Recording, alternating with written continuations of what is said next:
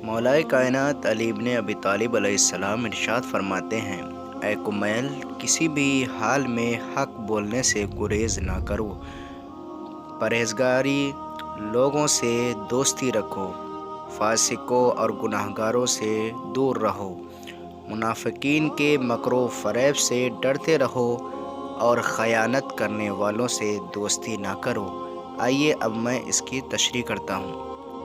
मौलाए कायनात अली इब्न अबी तालिब अलैहिस्सलाम ने ज़िंदगी गुजारने के 5 बेहतरीन उसूल बयान फरमाए हैं, जिसमें से पहला उसूल है कि सारी ज़िंदगी हक़ का साथ दो, चाहे मुसीबत के हालात हों या राहती के, चाहे तख्त नशीन हो या खाक नशीन, ज़िंदगी के तमाम लम्हात में हक़ बात का हो।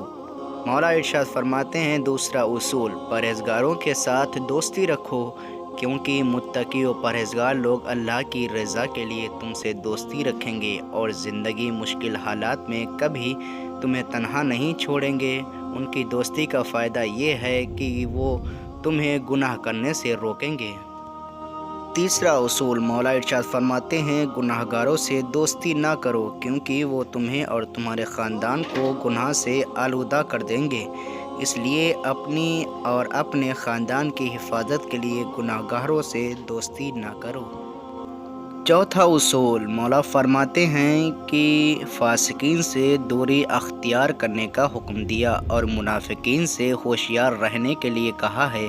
ये इस वजह से कि मुनाफिकीन हर माशरे में पाए जाते हैं, उन्हें माशरे से जुदा करना मुश्किल है, लिहाजा उनके मकरो फ़रेब और हयले से होशियार रहो। पाँचवां उसूल, मौला फरमाते हैं, ख़यानत करने वाला शख्स दोस्ती और रफ़ाकत के लायक नहीं होता।